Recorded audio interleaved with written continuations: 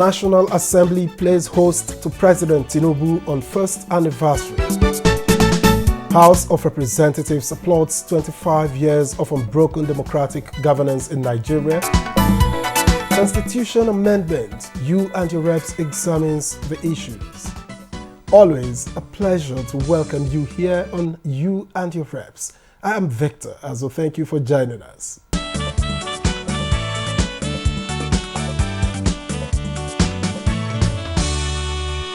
A joint sitting of the National Assembly hosted President Bola Tinubu as part of events to commemorate his first anniversary in office.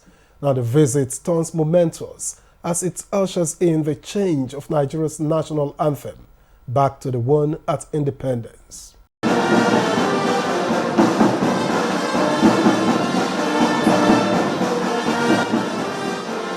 A brief visit of profound and lasting impression. It marks a new chapter in Nigeria's history as it features rendition of the anthem, Nigeria We Hail Thee, with Nigeria's first 4 citizens.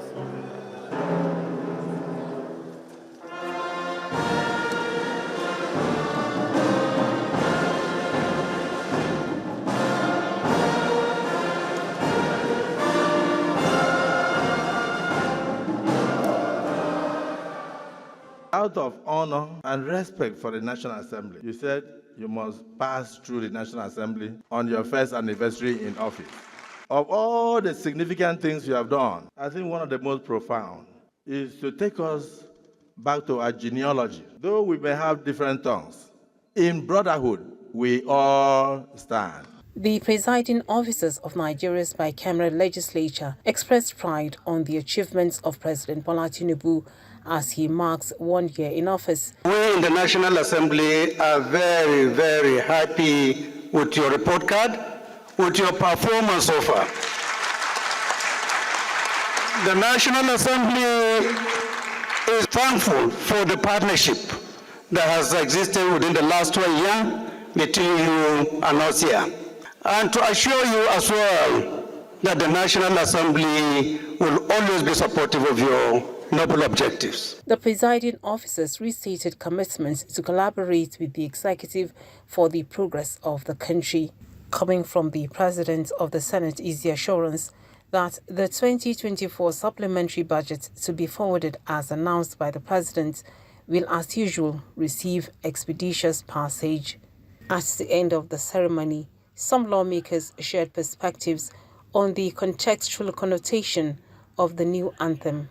That prayer in paragraph 3 says, "O God of creation, grant us this one request." That prayer is in line with section 14 of Nigeria's present constitution, which provides for federal character, that anything you do in government, you must reflect the interests of all parts of the country. This is what we are hoping. We hope it will ginger. We hope it will bring our conscience back to our nation. We are thinking that it will help in promoting the thinking toward the Republic.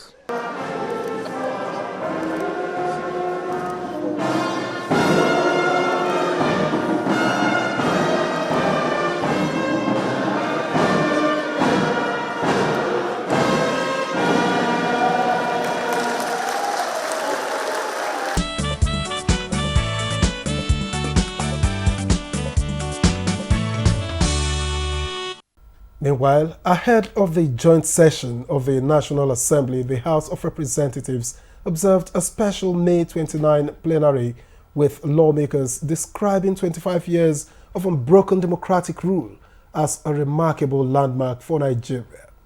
Now, the members of the House took turns to express their views on the gains, challenges, and expectations from Nigeria's democratic journey.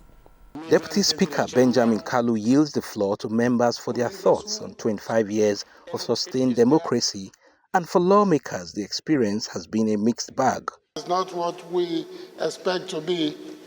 Get a taste of authoritarianism, dictatorship, and fascism, and you will know that what we have is setting a road path to a better society. We have had prophecies that the country was likely not to survive some of our elections. But here we are. Here we are as servants in the temple of democracy. We allow debates openly and give and take. That is democracy. In those days, under the military rule, you dare not stand up to talk. They advocate more commitment to the welfare and well-being of citizens. We should be looking at celebrating access to healthcare. A lot of insecurity issues ranging from kidnapping, from bandits, herders. And if we are saying that we are practicing democracy, then there should be freedom and the same law, constitution that govern one part of Nigeria should also govern the other part of Nigeria. Local government independence in Nigeria is one issue that must not be negotiated. A motion of urgent public importance over renewed banditry in Katsina State led the House to a resolution calling for additional security measures to protect lives and property across the country. On Sunday, 26 May 2024, gunmen attacked Mbola Mido, Gugawad, Bakodo local government at 6:30 p.m. The House resolved to investigate the retrenchment of 600 staff of the CBN, as well as boundary dispute among communities in Osun and Oyo states.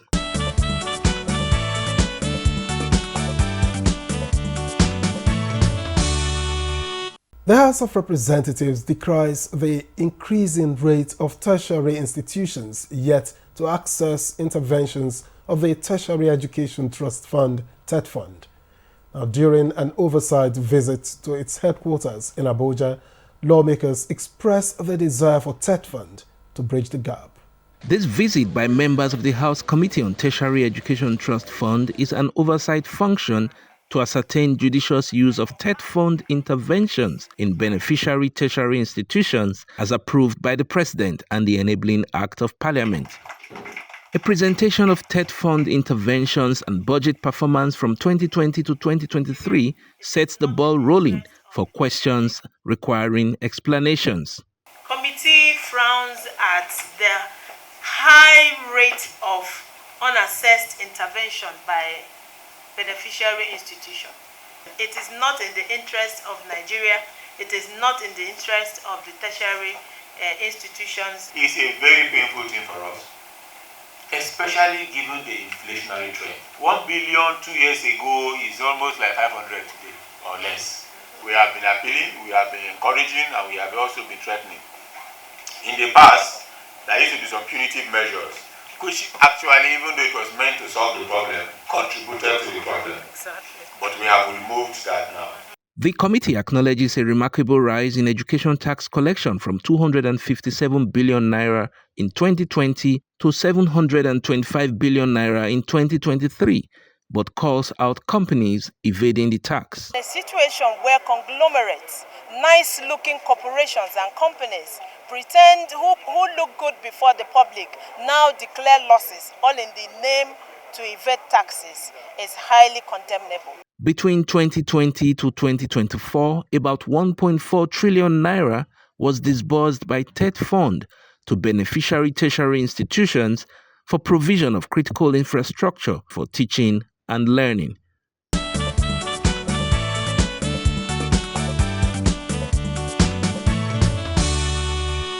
Since inauguration of the Constitution Review Committee of the 10th House of Representatives, a number of issues have been thrown up for consideration, including increasing the political representation of women and local government autonomy.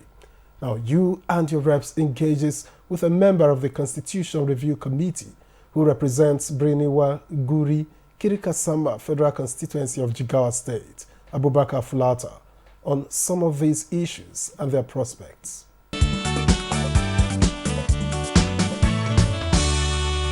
We are still receiving bills.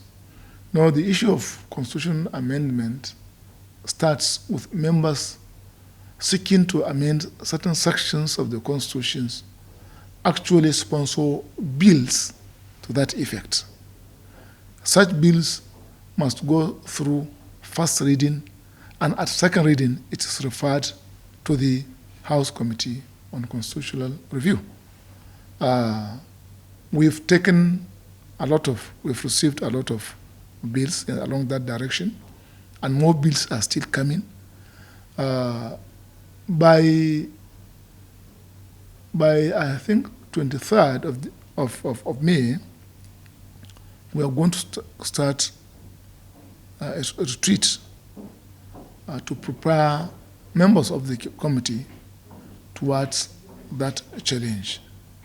We'll start looking at the various submissions, and then we'll discuss them, and then ultimately we are going to come up with a report which will be laid before the House.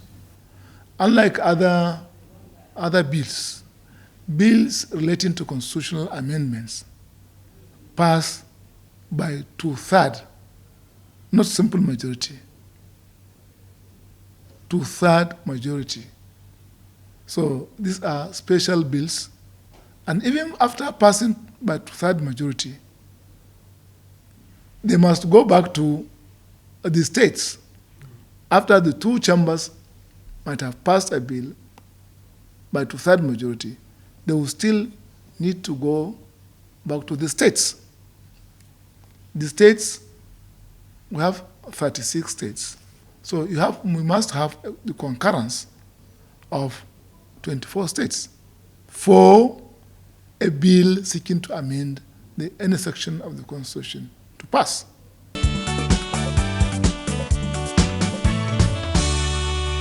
Because of the security challenges, there are calls on the National Assembly to amend the Constitution to allow for state police.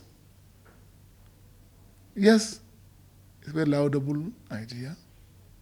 Yes, it is in need, but it's also dangerous. State police at this time, where a number of the states cannot pay salaries of their own civil servants. They cannot pay the minimum wage, where states are owing the salary of civil servants for up to a period of 6 months or 1 year, where there are states that are paying civil servants half salary for up to a period of 2-3 years. You create a state police, how do you pay them? Do you still go ahead, provide people with AK-47 rifles, assault rifles, provide them with uniform, and then refuse to pay them their salary? You are creating official brand of armed robbers. It's a double-edged sword. It's a double-edged sword. None of the states, very few, not more than 3 or 4 states, that have the financial wherewithal to adequately train and equip a state police. Very few, 3, 4, or 5 states in Nigeria.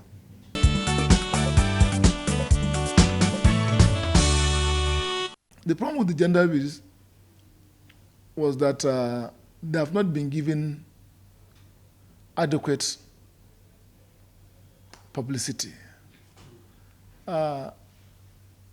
It is not enough to convince very few people about the need for gender mainstreaming in a lot of areas. But when you sponsor a bill and don't give it enough publicity and enlightenment, it will be taken for granted. And then when it comes to voting, as I told you, most of the bills on gender that failed in the previous assemblies they failed. In fact, we got the majority votes, but then they failed the threshold of two-thirds majority. They passed by simple majority, but they couldn't meet the threshold of two-thirds. Do you understand? So they passed by simple majority, but it's a constitutional amendment. You are now amending the constitution to allow women a certain number of representation. Okay, you are amending the constitution. And the constitutional amendment requires two-thirds majority. So you are asking us to raise the number of Senate representation at the level of Senate and House of Representatives by a certain number to give women special advantage. So it's a constitutional amendment. The men are not against it, only that they have not been adequate and enough publicity to convince two-thirds majority of members to. Let's also hope that by the time it passes through the House by two-thirds majority, the same, because there are more problems on the gender issues down the states than the National Assembly.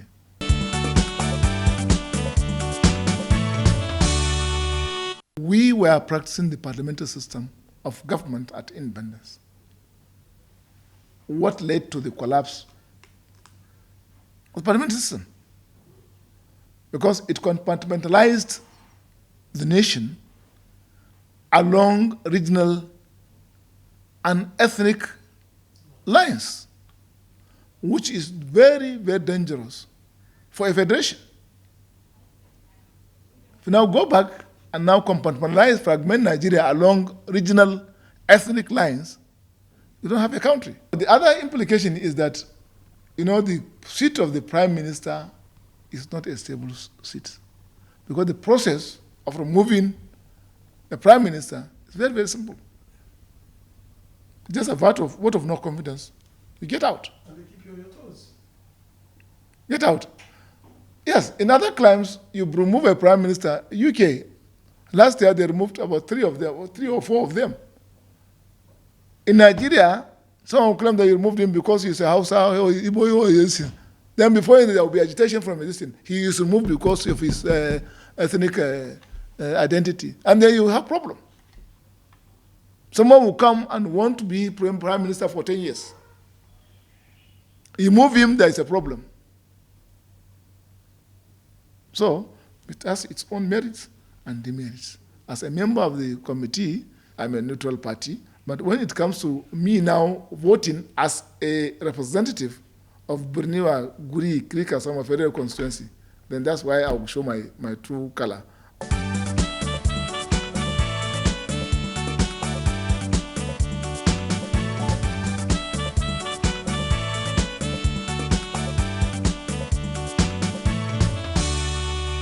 Not so often do you hear the term bipartisan in the Nigerian legislature, at least nowhere near as common as it is in the US, for instance.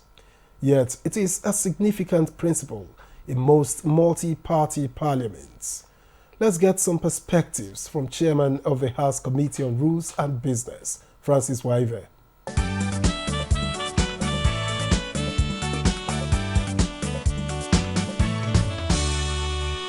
When we speak about being bipartisan, we mean that a situation where a decision is being taken and the reason for taking such decisions are taken across party lines, where members are not guided by the philosophy or position of their party. It's across party lines, a non-party basis of taking a decision. And I'm very thrilled about the House of Representatives. When we come here, the political party is the vehicle through which you come in. And many times when we discuss issues, we always look at the national interest first. There are a few issues where, of course, there will be partisan considerations where those in the majority party who want to boost the image of government, while those who are in the other parties would want to give another view. But at the end, we are all working for the betterment of Nigeria. So to be bipartisan is to approach an issue in such a way that you are non-partisan, you do it across party lines, you are looking at the national interest, and that is what we do here in the National Assembly.